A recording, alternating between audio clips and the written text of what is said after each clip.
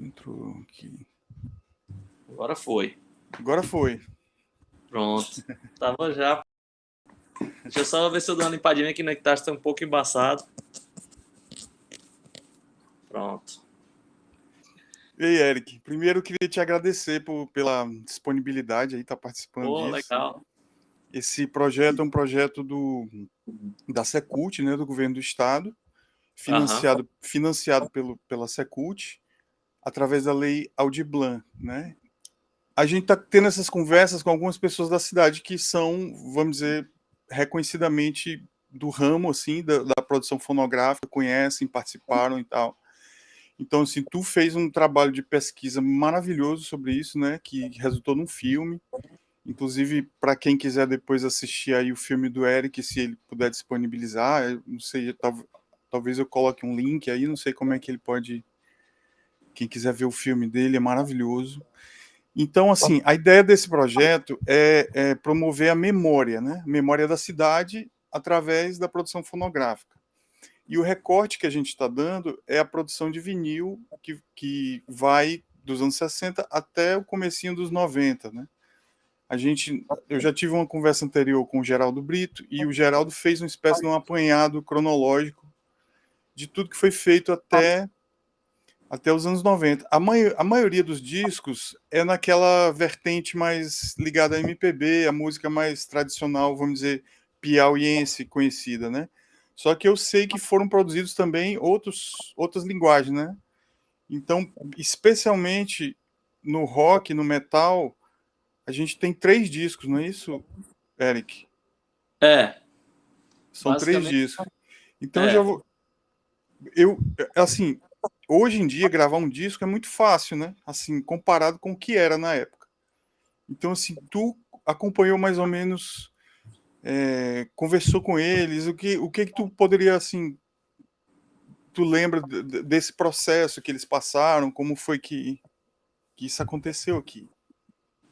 Na verdade, assim, falando especificamente do disco do Vênus, né, que saiu em 86, foi basicamente eles. Era quase que realizar um sonho, né? Lançar um disco. Ter um instrumento era difícil. Na época, assim, sei lá, o pessoal, assim, pelo menos o pessoal do rock, era muito precária as condições de instrumentos, esse tipo de coisa. As baterias eram feitas, sei lá, de fibra de vidro, né? Tinha um cara que fazia bateria de fibra de vidro para as bandas tocarem e tal. Uhum. Então, o Vênus conseguiu realizar, o que eu já falei, nesse sonho. Acho que tinha o Pincel, que era um cara, além de empreendedor, ele tinha, sei lá, uma Pincel condição financeira. é o baterista, O baixista é baixista. da banda. Ele é o cara meio que idealizou a banda, assim. E aí ele, além dele ser um cara empreendedor, ele era um cara que tinha uma condição financeira um pouco melhor também e conseguia bancar algumas dessas coisas do Vênus, né? Uhum. Tem umas histórias muito legais, assim, mesmo antes do disco, por exemplo, o Vênus não tinha muito lugar para tocar. O pai do Pincel tinha uma loja de material de construção, né? Então eles botavam um caminhão na rua ali, sei lá, Passa Pedro II, subia em Uhum. cima do caminhão e tocava em cima do caminhão, né? Que era uma maneira deles terem um palco para tocar e tal. E o disco foi uma experiência nova tanto para a banda quanto pro produtor, né? Pro dono do estúdio, que era o Pepe, né? O Perarni. Ele estava Sim. montando o estúdio, meio que ele aprendeu a gravar um disco gravando o disco do Vênus. Né? Então, Aí o disco do Vênus foi o primeiro disco que o Pepe gravou, é? acho que foi o primeiro disco no estúdio dele aqui. Uhum. Então, No foi uma experiência. Scandinavian. Isso. Eu não sei nem se o nome, se era esse o nome na época, mas era o primeiro estúdio que ele estava tendo aqui, que ele estava. Então, foi meio que aprendendo junto, né? Então, o disco do Vênus, assim, ele tem muitas limitações técnicas, né, na gravação, assim, você vê a bateria, tem um som assim um pouco esquisito, as vozes, mas ele tem um valor histórico fundamental, assim, pela... Opa! Ah, não, porque mudou a tela aqui. É, ele tem um valor histórico pelo ineditismo, né? Não só no Piauí, como é um dos primeiros discos do Brasil, assim, desse estilo, né? Mais heavy metal, assim. Sei. Como, por exemplo, no Nordeste, eu acho que é o primeiro também. Né? Então, ele é um disco muito importante nesse sentido. Se você tem uma revista, acho que é a Bis, né? A revista Bis teve ela ali no ano de 86 ou 87, ela lançou uma edição especial, tipo, ligada ao rock pesado, né? Então era até a capa era metálica e tal, uma edição especial. E saiu a resenha do disco do Vênus lá. E aí o cara abre falando assim, que nunca imaginou que ia vir um disco do Piauí, sobretudo de heavy metal, naquela altura do campeonato, um disco independente de Ah, heavy metal. então não é só do Piauí, é da região toda. É, é um disco importante no Brasil, assim, no sentido de ineditismo, né? Não é o primeiro do Brasil, mas é o primeiro do Nordeste e é um dos primeiros do Brasil, assim, de heavy metal. Tinha uma banda aqui de Belém que já tinha lançado, e em São Paulo mesmo já tinha umas coletâneas, mas um disco de uma banda só, eu nem sei se em São Paulo já tinha, no estilo assim de heavy metal, né? Mas tinha aquela Uhum, coletânea SP Metal, né? Já tinha saído. Mas o Vênus sim. ele foi muito importante nisso.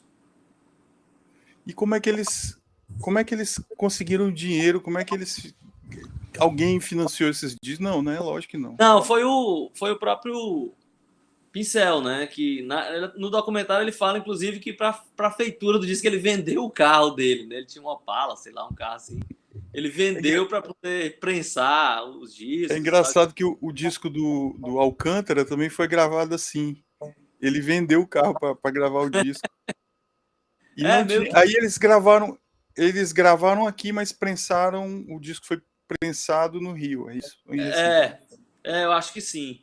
E aí tinha também na época, né? Desde 84 já tinha o Setembro Rock, né? Que era um festival de rock que acontecia aqui, que também eu acho uma coisa muito curiosa, assim, porque a era dos festivais em muitos lugares do Brasil foi influenciado pelo Rock in Rio, que é 85, né? O primeiro.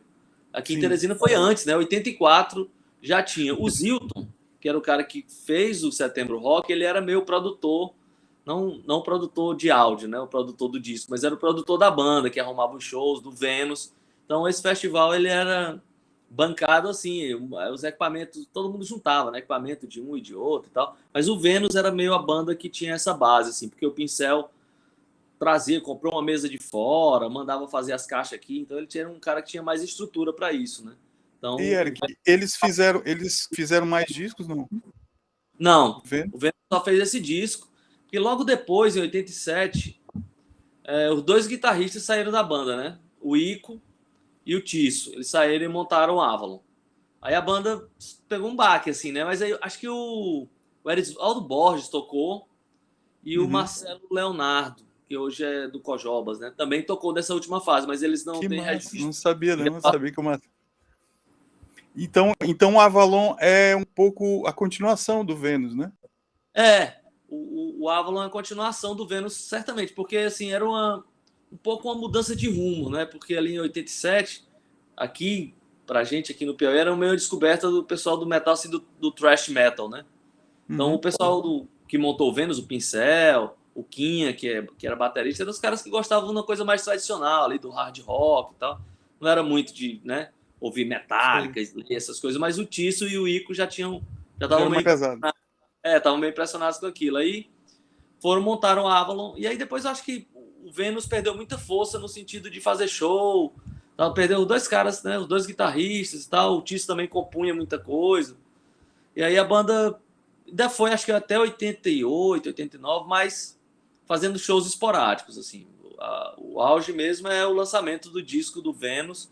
Fizeram um show de lançamento no Verdão, né? Com Uau. acho que o terceiro Setembro Rock.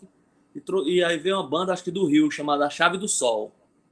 Né? Parece, Chave do os sol. relatos que eu sei é de casa lotada, no Verdão. Mas Que assim, massa.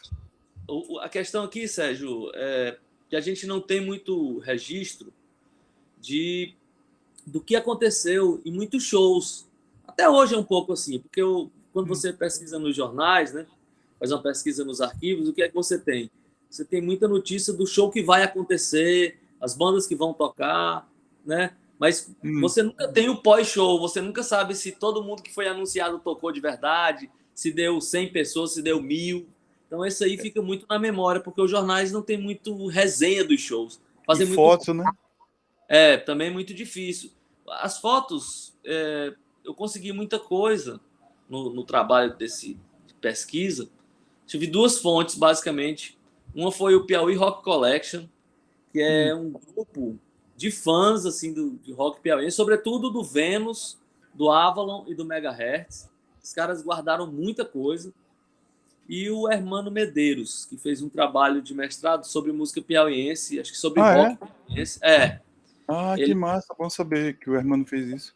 ele tem arquivado, assim, ele me passou tudo do jornal O Dia, de 80 a 89. Tudo que saiu de rock no jornal O Dia, ele tem escaneado e tal, então ele me ajudou muito nesse aspecto. Eu Aham. procurei nos outros jornais, mas tinha uma coisinha ou outra, Setembro Rock, uma coisa ou outra, não era assim, não tinha muito registro sobre isso, não. Você tem os discos aí, o disco da banda Vênus? Eu tenho o CD, eu não tenho o vinil original, mas tem uma história Uhum. curiosa. Assim, eu tenho até com as duas versões que tem uma história mais curiosa. Essa versão aqui, ó, do CD, Aham. essa é uma edição portuguesa que nem os caras da banda sabiam que tinha saído. Foi meio pirateado lá em Portugal, porque esse é um disco hoje em dia colecionável, né? Ele Claro, é um com certeza. disco que é raro no Brasil e tal. Se você procura ali no Mercado Livre, nesses lugares, você vai achar pelo um preço bem caro. O vinil, né? Ó, os caras fizeram, inclusive, um trabalho interessante aqui de pesquisa e tal. Tem os textinhos Sim, em português e inglês, ó. Português com a que bandeirinha de massa, Portugal aqui, ó. Opa, que desculpa, deu massa. trabalho E aqui. tem a edição em CD também dos caras, ou não? Ou não E tem? acabou de sair a versão dos caras. Inclusive tem uma releitura aqui da capa nova. Fizeram uma capinha nova, aí a capa original, né? E aí Uhum. lançaram o único show que o Vênus fez de retorno, né? Foi no BB Rock, acho, 2018. Aí aqui vem um DVDzinho, aqui, ó, com Ah, esse que bacana. registro do show, de algumas músicas do show, né? Foi a única vez que a banda se reuniu completa, assim, porque o Ico mora em Austin, né? Aí fica Morando nos complicado. Estados Unidos, né? É, E aí logo depois saiu o segundo vinil de rock daqui, que é o disco duplo, é isso? Do Avalon. Avalon não, Megahertz. é um É isso? split, né? Um lado do Avalon, outro lado do Ah, Megahertz. duplo não. Duplo é que tem dois discos, né? Ele É, é um é um split, metade. né? É Certo. metade da banda. Inclusive a capa é engraçada. Assim, uma capa de um lado é do Mega, do outro lado é do Avalon. Que Era um ótimo. formato comum, assim, no final dos anos 80, mais do underground, assim. As bandas se juntavam para fazer Claro. esse split. E ele saiu pelo selo Cogumelo, né? Que foi o selo que lançou Sepultura, lançou muito Sim. disco do Ratos de Porão, lançou muita coisa da cena underground. E lançou esse disco. Nesse momento que ele lançou o Vênus e desculpa, o Avalon e o Megahertz, era o momento que o Sepultura tinha saído do selo e tinha assinado com a Roadrunner, né, que é a gravadora internacional. E eles estavam meio, né, tateando, assim, procurando, sei lá, um possível novo Sepultura e tal. A Uhum. curiosidade, Sérgio, é que eles já tinham procurado o Megahertz em um outro momento, mas eles queriam que, na época, o Megahertz era uma banda que cantava em português, né? E eles fizeram uma proposta para o Mega cantar em inglês e ter uns temas satanistas, umas coisas assim. Mas o Casbaf não entrou muito nessa onda, não se interessou muito, não, e tal, não tinha esse interesse. E aí eles meio que, né, botaram ali uns panos quentes. E aí depois, quando o Mega amadureceu um pouco e o Avalon vinha fazendo um trabalho legal e tal, e aí surgiu essa oportunidade das bandas juntarem. Aí eles foram juntos para Belo Horizonte gravar lá nos estúdios e tal. Então é um esquema bem legal de gravação, a qualidade é legal. E teve uma Esse, repercussão interessante. esse outro disco já foi gravado então em Belo Horizonte, não aqui, Foi né? gravado em Belo Horizonte. As duas bandas Tem, foram para lá, passaram tem um tempo. produção de, tem produção de vinil atual, né? De metal daqui, que é o Bode Preto, não é isso? Tem o Bode Preto. O Bode tem 4 discos, não é isso? Em vinil ou 3? Não, vinil vai lançar o terceiro agora, né? Mas por enquanto. Tem os compactos, mas em LP são dois, né? Que é o Sim. Inverted Blood, que é o primeiro, e o Mystic Massacre, que é o segundo. E Sim. aí tem dois EPs que é em compacto, né? Tem o primeiro EP que saiu antes e tem o último, que é um compactozinho de. Acho que são 4 músicas, é um EP também. E aí agora tá saindo o terceiro disco, um long play, agora eu não sei se vai sair em vinil, eu acredito que sim. que é um outro projeto do Josh, né? Que é o Skate Aranha, também saiu em vinil. Também sai em vinil, eu Também não saiu em sabia. vinil. Saiu um vinil 10 polegadas. É um disco E menor, acho que tem, tem meia hora de música, assim. e tem uma coletânea, não é isso também? Independência e Rock? Independência e Rock, que aí é uma coletânea de várias bandas piauienses, né? Ali, acho que começo dos anos 90. Era meio um apanhado de tudo que se fazia aqui, né? Mas menos as bandas, não tem muita banda de metal nesse Piauí ou rock, né? Mas Uhum. tem uma amostra legal daquele começo de década, assim. Esse é um disco Não é, já colaboração. não é metal, né? Tem umas coisas É, meio punk, assim, meio hardcore, mas não é. Tem até meio pop, é. né? Tem as bandas mais pop, né? Tinha, sei lá, o Citoplasma e suas mitocôndrias Eu malucas. lembro do Aí tinha Cheguei a ver o Citoplasma no Diocesano, na quadra do Diocesano. o Diocesano era um palco, né, para as bandas, até para as bandas de metal, assim. Teve uma banda que não Que chegou a coisa, lançar. né? Um colégio de padres e tal que abriu para. Era um colégio que eu acho que culturalmente eles Eram tinham, abertos, né? incentivavam, assim, acho que é diferente, por exemplo, do Colégio das Irmãs, que nunca tinha muito. Eu No, estudava no Colégio das Irmãs e não tinha nada lá de show, de nada. lá no Diocesano houveram alguns shows. Eu não tenho certeza se o Avalon tocou lá, mas foi junto com o Vênus, teve uma banda chamada Vagark, aqui em Teresina, que é contemporânea do Vênus ali, antes, né, realmente nos primórdios. O Vagar que fez um show lá no Diocesano, assim, que marcou muito o pessoal naquela época, assim, como um show grande, apesar de ser uma banda que nunca fez registro em disco de nada, né? Mas na época teve alguns shows no Diocesano. Não sei se o Vênus tocou lá, mas o Vagar que eu tenho certeza que tocou. E lá depois tiveram algumas bandas que surgiram de alunos de lá, ou que pelo menos tocavam lá, como o Citoplasma, né? Uhum. O Eric, próprio. esses discos estão nas plataformas, estão no Spotify, essas coisas, não? Agora, o do Vênus eu ainda não tenho certeza se tá, mas eu acho que eles estão consertando tirando esse delay, né? Esse atraso. Mas o Avalon tá. O Avalon também agora teve um relançamento em CD, juntando as demos, essa metade do disco deles lá do que saiu pela Cogumelo, né? Que um lado era o Megahertz e o outro lado era o Avalon. Essa Uhum. metade do disco já saiu agora em CD, junto com as primeiras demos. Inclusive, as primeiras eles ainda cantavam em português, essa coisa toda. Aqui em Teresina mora em Fortaleza, ele faz esses relançamentos aí, ele faz serviço de pesquisa, os encartes são bem legais, assim, conta a história, contextualiza tudo. Ele tinha até um interesse, eu acho que também em lançar em vinil, mas aí tá muito caro, né? No momento não tá facilitando para ninguém.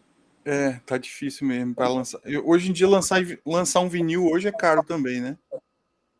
Hoje parece que voltamos para os anos 80 em alguns aspectos, né?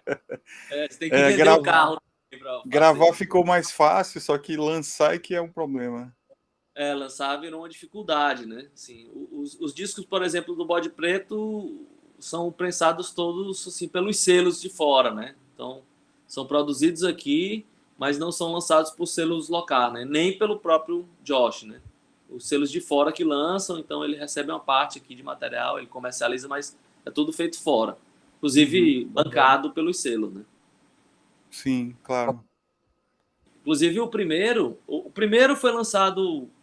Tem uma edição muito bonita na Alemanha, um vinil vermelho, tal, uma coisa muita qualidade assim.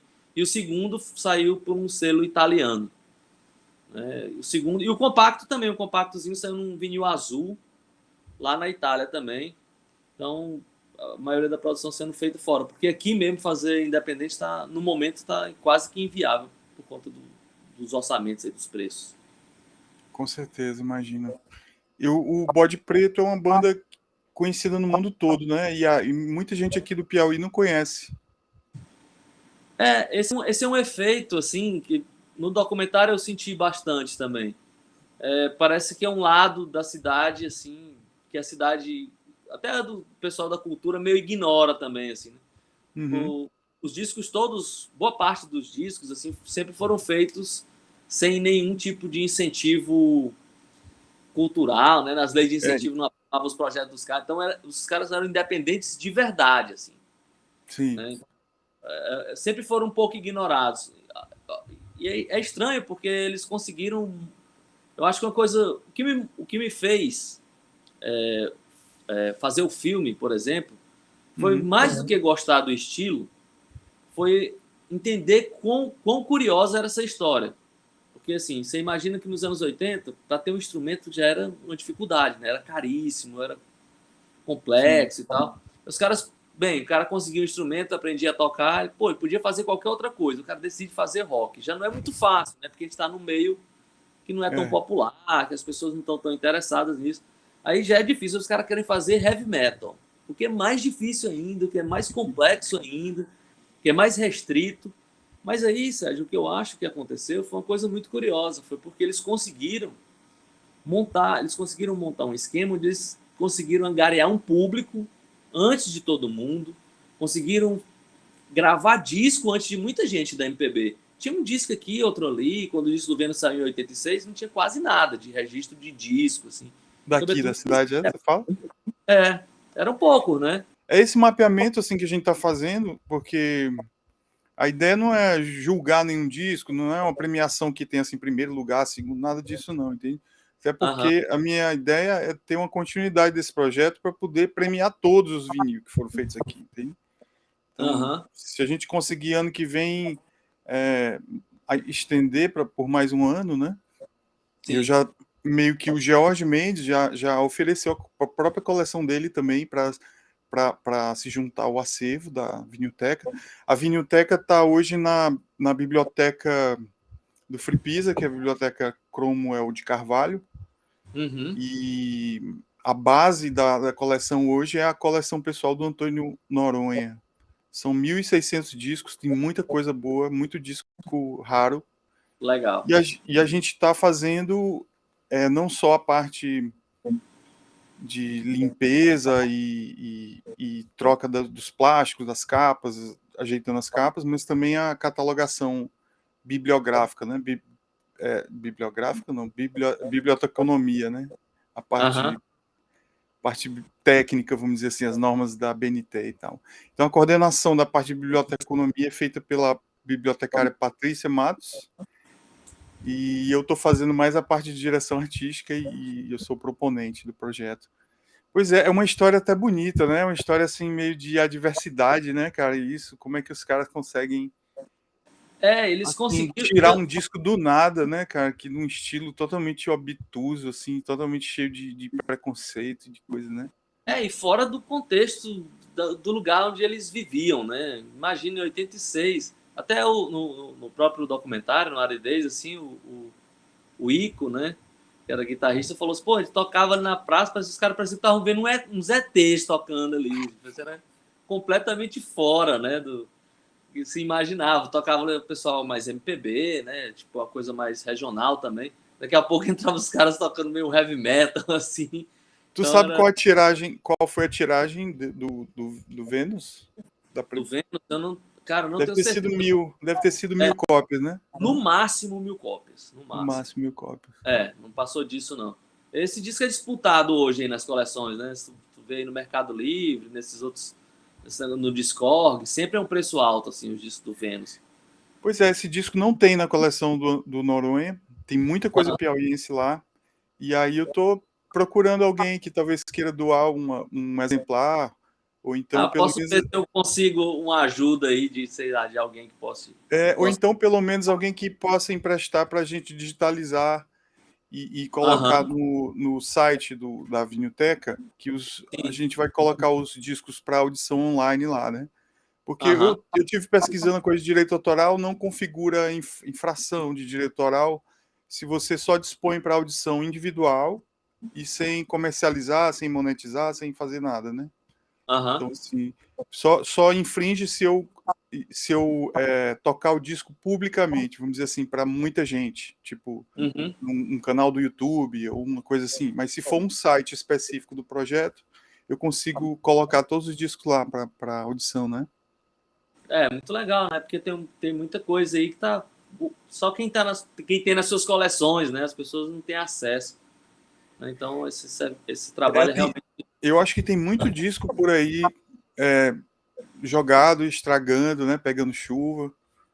As pessoas não sabem o que fazer com o disco. Ó, a família do Noronha estava com um problema, assim, porque estava com uma coisa muito valiosa na mão e que eles tinham que cuidar, mas que ninguém queria assumir né, o BO, vamos dizer assim, da responsabilidade de ter aquela coleção toda ali, podendo ter um cupim, podendo ter um. E aí a ideia da Vinilteca é exatamente que a gente pode acolher esses acervos. E outra coisa, não, os discos continuam sendo da pessoa, não é doado para. A gente só tem a guarda, a gente só tem a guarda, o crédito, vamos dizer assim, do colecionador fica sempre lá, e ele pode retirar o disco de lá se ele quiser também. Se vamos, digamos que o cara mude de ideia ou a família, a gente assina um termo de comodato, né? Na verdade, é uma sessão de guarda do disco, do acervo, né? Aí fica confortável. Oi? O cara tem a garantia que o disco dele tá guardado, tá conservado, né? O disco está bem guardado, está bem exposto, enfim, tá bem cuidado lá na biblioteca. Tem uma bibliotecária cuidando, tudo. Isso é fundamental. Olha só, quando eu fui fazer o documentário, o trabalho de pesquisa, assim, é engraçado porque tinha umas pessoas, cara, com material, já com foto, com recorte, os caras tinham assim meio com uma preciosidade, ficava guardado, chegava o cara, não sei, tal. Eu sempre usava um argumento que era o seguinte, falava assim, cara, foto guardada numa gaveta não conta história. Pô. Se tu juntar essas fotos com outras fotos, a gente consegue contar uma história, mas o cara, porque tinha essa coisa, não, minha preciosidade, o cara acha que é uma coisa que ele detém, né? E aí fica ali, né, nas gavetas, às vezes empoeirado, às vezes com um cupim comendo, porque o cara não quer liberar um material, né, para construir uma história, né, que é fundamental para as pessoas poderem ter acesso, entenderem, né, o contexto sei lá, que no caso que a gente está falando da música teresinense, por exemplo. É fundamental você ter um lugar onde você pode ver onde é que estão os discos, ou a capa dos discos, ou como é que eram os discos, né? Então isso é muito importante, esse trabalho de recuperação e de exposição mesmo, né? Para você poder ir e ver, assim, porque muita gente que, sei lá, que viu o documentário, o pessoal mais novo, não tem nem ideia que esses discos saíram aqui em Teresina, e nem da importância que eles tiveram. Porque, por exemplo, o disco do Vênus, o disco do Avalon, até o próprio disco do Bode Preto e tal, eles têm uma repercussão fora do estado, né? As pessoas aí fora procuram os discos, sabem que a banda existe, os caras trocam correspondências. Se aqui as pessoas não têm esse interesse todo, aí é uma outra coisa, mas tem que se reconhecer a importância do trabalho dessas pessoas, né? Que é um trabalho quase que diletante, né? Por amor heróico, mesmo. né? Heróico. E por amor, porque nunca ganharam grana. Isso, né? Não, é muito importante, cara, porque também dá o reconhecimento da pessoa que fez e conecta com quem está fazendo hoje. Porque, assim, o pessoal mais jovem também aprende, né, olhando para o passado, né, cara? Tem dois discos que eu lembrei agora aqui, que a gente não falou, mas não são LP, são compactos, menores. O Scud lançou um, chamado Shout. Ah, é? Mas é tipo um EPzinho, é? É um vinil. Eu posso levantar aqui, eu acho que eu tenho ele aqui do lado. Pode ser rapidinho? Pode, claro. Um minutinho.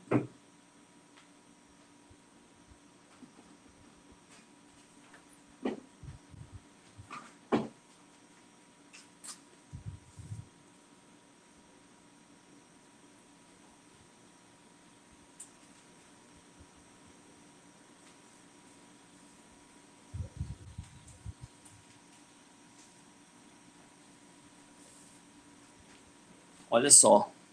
Já que eu levantei, né? Eu lembrei desses dois aqui, ó. Tem esse aqui do Scud.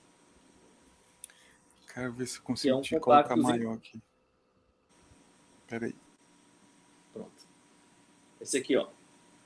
Do Scud. Chama Shout. São duas músicas.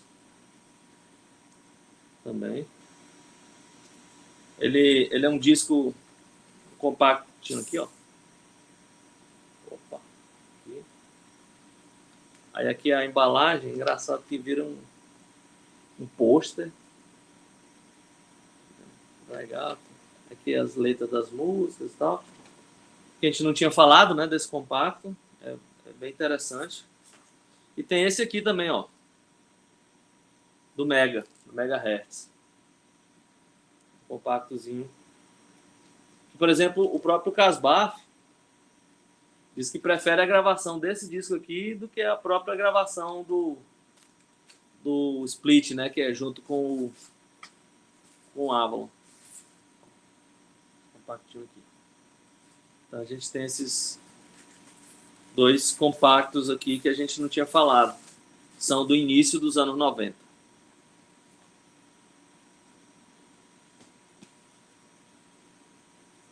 Tem aqui um encarte, ó. E as letras. Ainda deu para ver direitinho? Deu sim. Pois é, esses aqui também ninguém fala muito, mas ainda tem por aí, né? Tem esses dois compactos aqui que são interessantes, assim, um do Megahertz e um do Scud. O Scud depois só foi lançar disco anos depois, mas aí já num CD, né? Mas tem ainda, no comecinho dos anos 90, tem esse Shout aqui, que é engraçado, é uma música, a música Shout, inclusive, chegou a tocar nas rádios aqui em Teresina e tal. Que apesar de ser uma banda de metal, mas tinha uma balada ali, meio a la Metallica, uma coisa um pouco E mais. O Scud como eles estão em Parnaíba, eles estão ativos, assim, como é que tu sabe alguma notícia deles? Eles estavam, acho que ainda estão ativos, assim, até esse ano aqui a banda ainda existia. Essa coisa de pandemia, ninguém sabe mais. Exatamente. Mas eles estavam. O Scud foi o seguinte, o Scud depois do compacto, a banda começou a gravar um disco, se desfez. O Marcelo foi morar na Parnaíba, passou muito tempo lá, longe da música, assim, sem fazer nada, sem trabalhar com música, e anos depois ele remontou o Scud lá como uma banda parnaibana, assim. Aí lançou um CD, e aí continuou fazendo show, de volta e meia vinha por aqui fazer um show e tal. Mas ficou mais lá no litoral. Que massa. E o Megahertz continua aqui, né? Uma coisa curiosa também no documentário, assim, e mesmo desde o pessoal que participou do Vênus até as bandas mais novas, uma coisa que quando eu fui fazer assim, um documentário era que eu sempre pensava que ia chegar o momento do chororô, né? Naquele tempo era melhor, naquele tempo... Chororô. E não aconteceu, não. É engraçado isso, porque falava com os caras aí, os caras estão há 30 anos, bicho, fazendo um negócio sem ganhar nada, né? Por amor mesmo. E era assim, não, tá um projeto aí, vamos gravar não sei quando e tal. Isso aí foi muito especial, assim, essa coisa, porque eu achava, né, que ia ter aquele negócio, naquele tempo, aquela coisa romântica, né? Sei. E, tipo, aquele tempo que era melhor, que eram as coisas... Mas não aconteceu isso, assim. Os caras estão há 30 anos ali na batalha, né, fazendo disso como pode, lutando para fazer. E até hoje, para eles, é tipo... É igual, né? Eu acho que os caras ainda têm o mesmo espírito, sei lá, adolescente, assim, né? No bom sentido, né? No bom sentido. É muito amor, cara. Assim, o filme é um filme muito de amor, assim, eu acho. Pelo que faz, assim, os caras, sabe? Eu juro, cara, quando eu começava as entrevistas, eu sempre esperava, né? Aquele momento de, naquele tempo é que era isso, que era... Né? Hoje em dia, não teve muito isso, não. Era tipo assim, vamos gravar isso. 30 anos depois, não, vamos um projeto novo e tal. Muita vontade, cara, de fazer as coisas sem ganhar nada, acreditando que é uma maneira de se expressar realmente genuína. É porque quando você não tá nessa expectativa de ganhar algo em troca, nada para você, né? Você vai... Não tem motivo para você parar, porque você não está esperando um resultado. A próprio fazer já é a coisa, né? Por exemplo, o Ico, né, tá morando, sei lá, mais de 20 anos nos Estados Unidos, assim. Mas quando ele vem pra cá, é a mesma empolgação, a banda, não sei o quê. O Avalon tá meio voltando, né, mesmo com ele morando lá. Gravaram até duas músicas agora, com a coletânea, pra tu ver, né, fazendo de novo a mesma coisa dos anos 90, gravando 2 músicas com a coletânea, tá saindo em São Paulo, tem plano de fazer mais algumas coisas por aí e tal. Aí o cara tá lá, morando há mais 20 anos nos Estados Unidos e empolgado com as bandas daqui, fala todo dia com os caras daqui e tal. Teve o próprio Ico, assim, quando ele que ele foi do Vênus, do Avalon, né? Quando ele saiu do Avalon, ele foi para os Estados Unidos. Foi meio uma ruptura, assim, né? A banda estava gravando o terceiro disco e ele viajou com a namorada para os Estados Unidos, ela era americana, e ele não voltou mais, decidiu morar lá. E aí a banda ficou aqui meio né, arrumou um outro vocalista, mas também não se adaptou bem e tal. E ele falou que foi tão traumático essa coisa para ele, mesmo ele sendo uma decisão dele morar fora, né, que ele passou anos sem pegar no instrumento, sem conseguir tocar, sem conseguir nada e tal. Então você vê que realmente tem essa coisa do amor pela coisa que faz, né? Eu acho que, no geral, quem faz música aqui é por isso, né? Imagina esse dilema dele aí, deve ter sido fácil, não. Ele passou anos, cara, sem conseguir fazer, assim. Né? Mas, assim, por exemplo, na própria separação no filme fala da separação do Avalon, quando o Ico foi morar nos Estados Unidos, assim, né? Ele mostra ele e o William, os dois lados da moeda, né? Um contando como é que foi para ele, o outro contando como é que foi ficar aqui, né? E é muito dramático. E nesse momento o Ico, você nota que ele dá uma engasgada, assim. Tipo, é nessa hora que ele fala que passou tempo sem conseguir tocar, né? Porque, pô, largou a banda dele. É muito maluco isso, né, cara? O cara tem esse trauma porque ele largou a banda que nunca deu R$ 1 para ele. Mas é o amor do cara, né? Dedicação. O próprio Marcelo Alelaf também.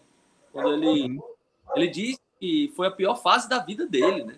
Quando ele acabou com o estúdio, assim. Ele diz assim, pensei que não era nada, mas depois que a banda acabou, ele ficou com esse sentimento de vazio, assim, por um tempo. Pois é, o filme é muito bom, Eric, muito bom mesmo. Eu vi 2 vezes, eu vou ver de novo ainda, porque também as imagens de arquivo, as fotos que tu conseguiu encontrar, é muito legal aquelas imagens.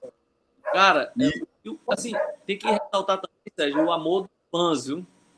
Cara, os caras têm material guardado, assim, sei lá, release do Avalon de 87, entendeu? Inclusive, por exemplo, esse foi um momento assim engraçado, quando o Tisso, guitarrista do Vênus e do Avalon lá no começo, quando eu entreguei um desses releases para ele olhou e tal, falou assim, esse aqui eu também tenho. Aí eu falei, pô, mas esse aí foi um fã que guardou. Aí ele deu uma olhada assim para mim, olhou pro negócio, falou assim, fã, né? O cara tá com esse papelzinho guardado há 30 anos, bicho, bem cuidadinho, uma pastinha e tal. O Marcelo do Scud também tem um momento que ele se emocionou, assim, que eu entreguei para ele eu não lembro agora se era uma transcrição de uma letra do Scud ou se era um release, escrito à mão ainda, meio uma tradução para o inglês, assim, que ele fez à mão e acha que perdeu e um cara guardou. Pô, quando esse cara pegou, Marcelo, tu lembra disso aqui? Eu entreguei para ele. Aí ele reconheceu a letra, o bicho ficou meio... tremeu na base, assim. Que massa. Quem é que guardou isso, cara, tal. Então tem os fãs, assim, muito... que acompanham as bandas há 30 anos, né, cara? Os caras com a mesma empolgação. É impressionante. Quando o Vênus voltou para o show do Bebê Rock, veio gente de Fortaleza, veio gente de Belém, né? Para essas pessoas foi uma realização de um sonho, assim. Os caras viram quando 16 anos e agora estão, né, mais de 40 vendo a banda que foi importante para eles. Uma outra coisa que eu acho muito importante nesse disco do Vênus é que uma coisa que a gente é acostumado a ver em documentário e tal, que pode parecer um pouco clichê, assim, mas que eu vi que era um fato real, assim, plausível de realmente acontecer, é que em alguns momentos no documentário, o depoimento dos caras era o seguinte, putz, eu vi que o Vênus lançou um disco, então eu quis fazer também. Então, você tem uma pessoa próxima fazendo um disco, uma coisa... Tipo, realmente eles fizeram, então é possível, né? É possível, exatamente. Igual que você vê aqueles filmes, aqueles documentários, eu vi que esses Ramones aí com 3 acordes conseguem fazer música, eu quero fazer também.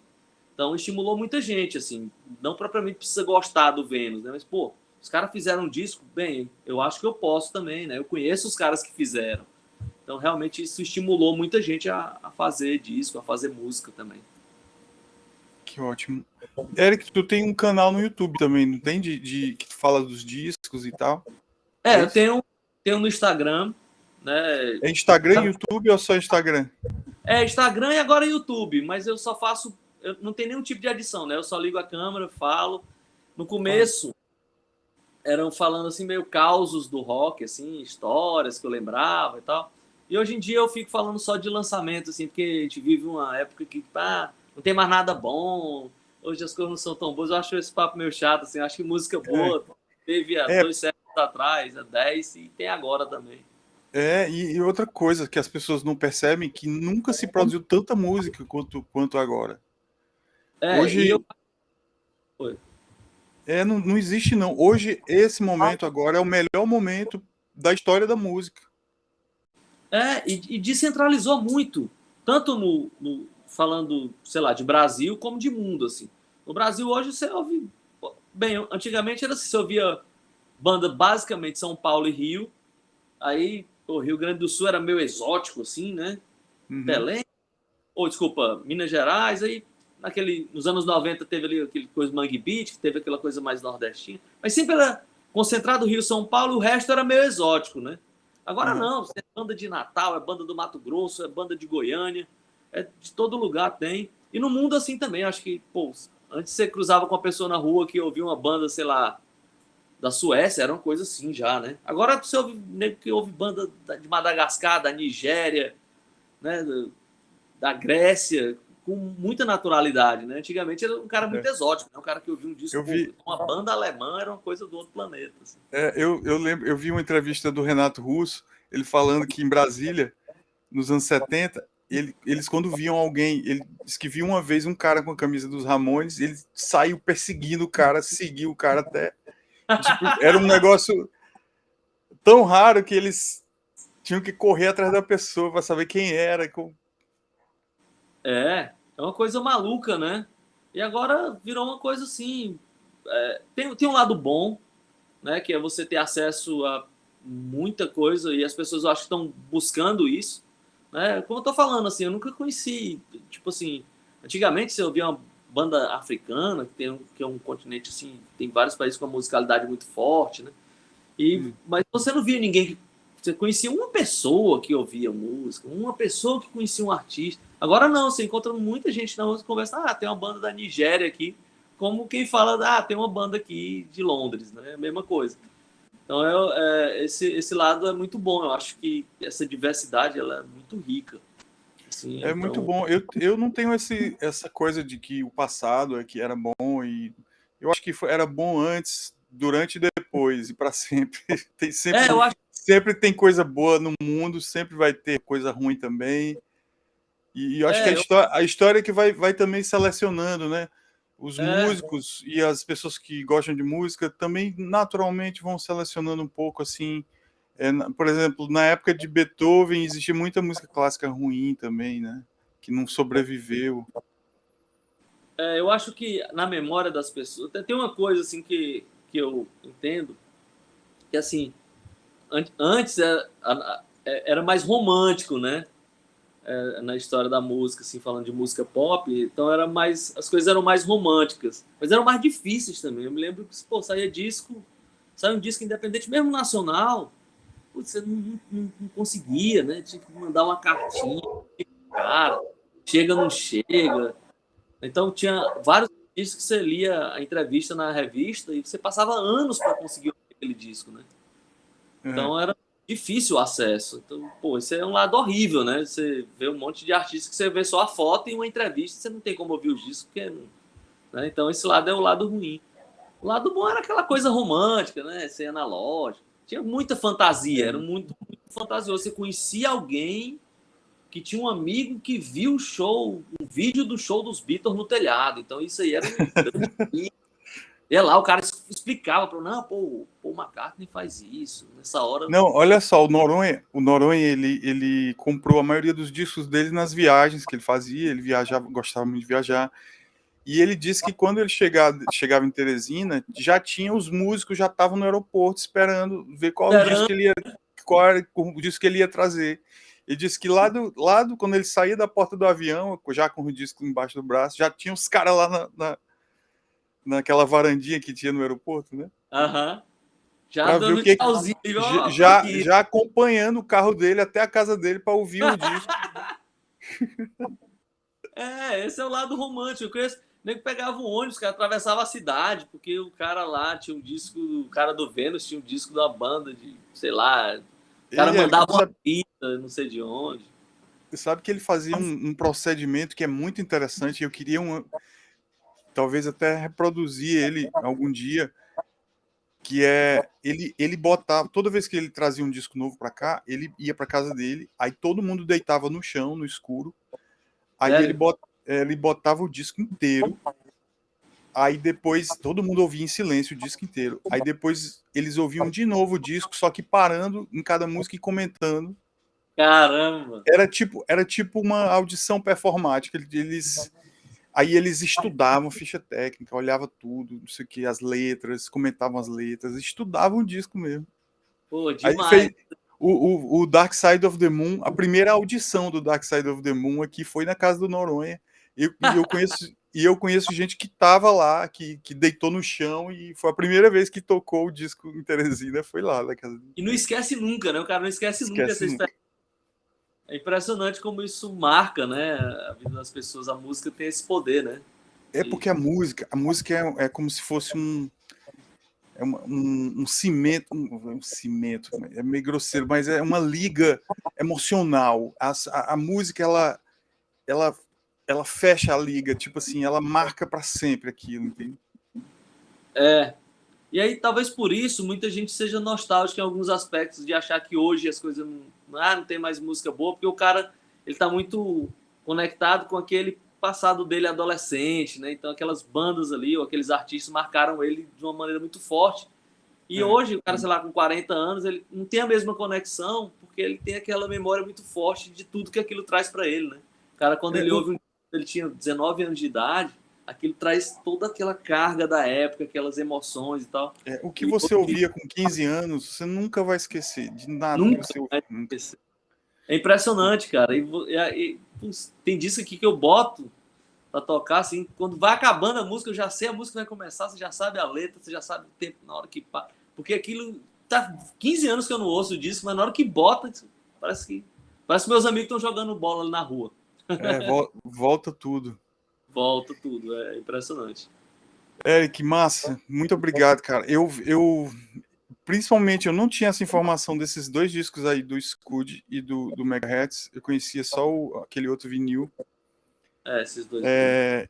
Então, assim, a premiação ainda não está toda fechada, né? A gente já escolheu, acho que 4 discos, são 10.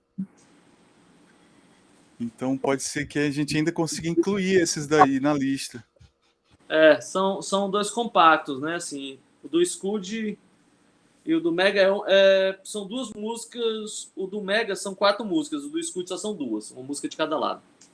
Uhum. Mas é um registro, né? Que eu acho que, inclusive, devem, de alguma maneira, a gente dar um jeito deles estarem lá nesse acervo. Pois é, tu acha que talvez consiga com o Marcelo ou com o Casbaf cópias desses aí? Não. Talvez, né? Talvez. Essa cópia original aqui do Scud, com essa capinha que abre aqui, eu acho que nem o Marcelo não tem mais. Ele fez uma outra capinha depois. Olha só, esse disco aqui ficou parado anos lá, jogado. Aí um dia ele foi olhar lá e as capas já estavam tudo comidas de cupim, mas os discos estavam preservados. Então ele pegou e fez uma outra capa, né? Quer dizer, reproduziu essa capa, mas não nesse formato pôster. Uhum. Fez um envelopezinho e meio que recolocou na praça de novo. E esse aqui é a tiragem original da época. Esse aqui, talvez, conversando com o Casbaf, a gente consiga uma cópia dele. Uma cópia para ir lá para a biblioteca, né? Para deixar lá no acervo. Eu acho que não é tão difícil, não. Eu posso ver o que a gente pode fazer. Tem uns amigos também que são fãs. O mesmo pessoal que me ajudou no documentário, certamente tem esses discos aqui. De repente tem mais de uma cópia, a gente pode ver uma maneira de desses discos estarem lá nesse acervo. Ou então eu pego aqui o toca-disco e vou aí na tua casa digitalizar eles e escanear as capas e tal, pelo menos para botar no online, né? Não, é importante. Não, de qualquer maneira, eu te passo isso aqui. Isso aí não vai ser complicado, não. Ótimo. Massa. Obrigado, Eric. Obrigado. Foi uma ótima conversa. Conversar de música é um sucesso, né? É uma alegria. Eu vou fazer assim, a gente dá uma encerrada aqui, oficialmente, e a gente continua conversando. Tá bom. Ok? Porque eu vou dar uma editada nesse vídeo, né? Vou pegar trechos, na verdade. Pegar trechos.